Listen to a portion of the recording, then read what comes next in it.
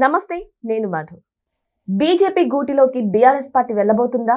అంటే ఈ రెండు కలిసిపోనున్నాయా? అసలు ఎందుకు? అంటే బీఆర్ఎస్ పార్టీకి ఇంకొక దారి లేదా బీజేపీలో కలవడం తప్ప?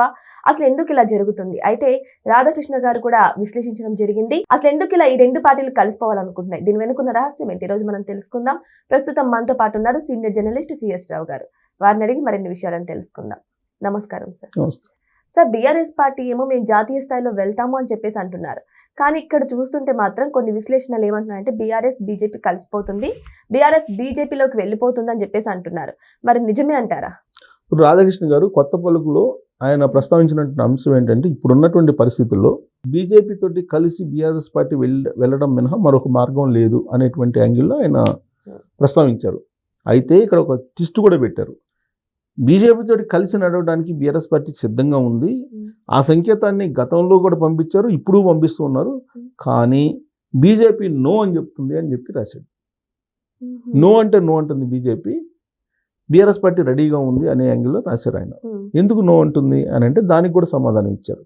కల్లగుంట ఫ్యామిలీ పట్ల నమ్మకం దొరకట్లేదు వాళ్ళకి, అందుకే బీఆర్ఎస్ పార్టీ తోటి కలిసి పొత్తుతోటి వెళ్ళడానికి వాళ్ళు రెడీగా లేరు, నమ్మట్లేదు వాళ్ళు. అందుకే 2024 లోక్సభ ఎన్నికల సందర్భంగా వీళ్ళు ఒక ప్రపోజల్ పెట్టినప్పటికీ కూడా వాళ్ళు నో అన్నారు అనేది. ఇప్పుడు కూడా బీజేపీ లీడర్లు తెలంగాణలో ఏమంటున్నారంటే బీఆర్ఎస్ పార్టీతో కలిసి మీరు వెళ్తారంటే నో, ఆ పార్టీతో మేము కలిసి వెళ్ళము, అది అవినీతికరమైన పార్టీ, అదొక ఆ భావజాలం వేరు, ఇదే చెప్తుంటారు. ఎట్టి పరిస్థితుల్లో మేము కలము అని చెప్పి చెప్తూ ఉంటారు. ఇంకో పక్క కేటీఆర్ గారు ఏమంటున్నారు, ప్రాంతీయ పార్టీలు బతకాలంటే ఏదో ఒక జాతీయ పార్టీతోటి టైఅప్ అయి ఉండాలి, ఏదో ఒక కూటమితో టైఅప్ అయి ఉండాలి. ఇండియా కూటమితో అన్న ఉండాలి, లేదా ఎన్డీఏ కూటమితో అన్న ఉండాలి. కేవలం ప్రాంతీయ పార్టీలుగా పోటీ చేస్తే కనుక గెలిచేటువంటి అవకాశం లేదు అని చెప్పి ఆయన చెప్తున్నారు. దానికి ఉదాహరణ ఒరిస్సా చెప్తున్నారు, అలాగే ఆంధ్రప్రదేశ్ చెప్తున్నారు, అలాగే మహారాష్ట్ర చెప్తున్నారు. ఇలా అన్ని ఉదాహరణలు చెప్తున్నారు. చుట్టుపక్కల ఏం జరిగిందనేది చెప్తున్నారు ఆయన. చెప్తూ రాబోయేటువంటి రోజుల్లో ఏదో ఒక అటో ఇటో ఏదో ఉండాలి, లేదంటే ప్రాంతీయ పార్టీల మనుగడే కష్టం అనేది ఆయన చెప్తున్నాడు. అంటే దాని అర్థం ఏంటి? రాధాకృష్ణ గారు కొత్త పలుకులో ఏదైతే ప్రస్తావించారో అది ఆయన చెప్పిన దానికి అదే కోణంలో కనిపిస్తూ ఉంటుంది. సో కాబట్టి ఇప్పుడు ఏ పార్టీతో కలవాలి? బీఆర్ఎస్ పార్టీ పోతే కాంగ్రెస్తో పార్టీ పోవాలి. కాంగ్రెస్తో పోయే పరిస్థితి లేదు, మాకు అవసరం లేదు అంటుంది కాంగ్రెస్ పార్టీ. లేదా బీజేపీతో వెళ్ళాలి, బీజేపీ మాకు అవసరం లేదు, మిమ్మల్ని నమ్మలేము అని చెప్పి అంటుంది అని చెప్పి రాధాకృష్ణ గారు కొత్త పలుకులో ప్రస్తావించారు. ఎందుకు నమ్మలేము అంటున్నారు?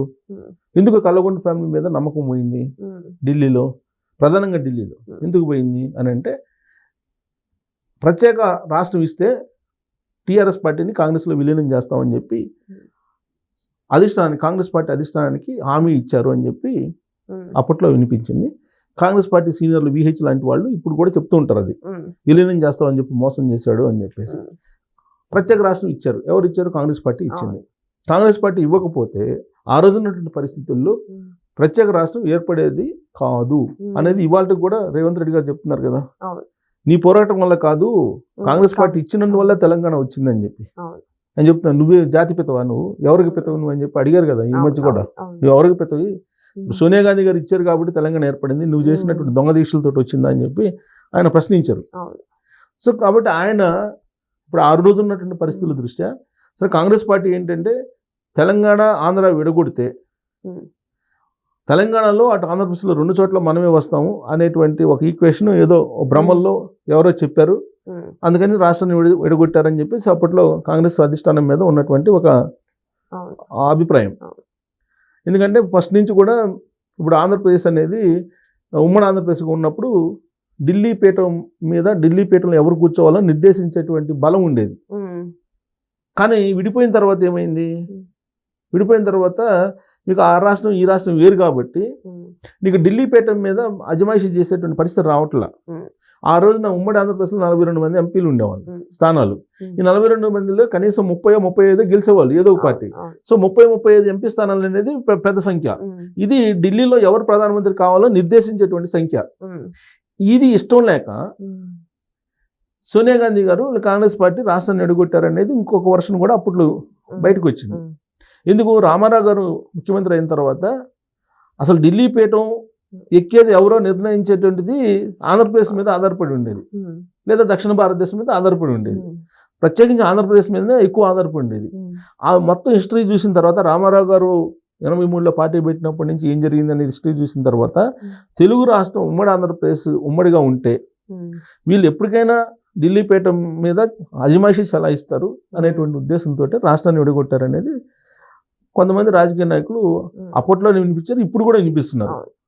సో కాబట్టి వీళ్ళు విడిపోయిన తర్వాత రాష్ట్రం ఎందుకు విడగొట్టారు అని అంటే మేము పోరాడినందువల్ల వచ్చిందని చెప్పి కేసీఆర్ గారు చెప్తారు.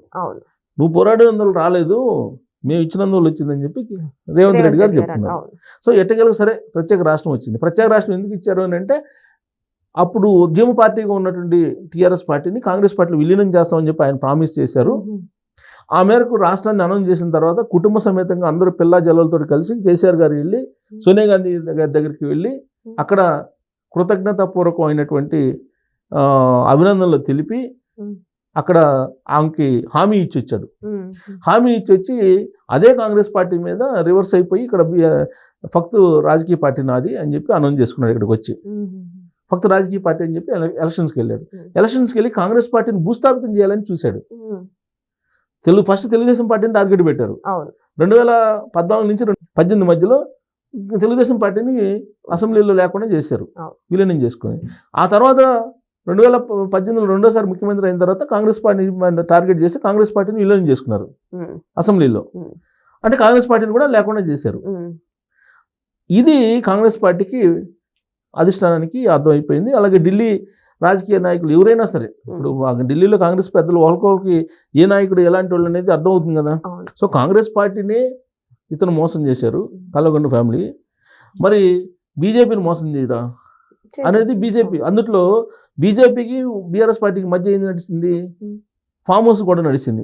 ఎమ్మెల్యేల ఎర్ర కేసులో, మొయినాబాద్ ఫామ్ హౌస్ కేసులో నడిచింది.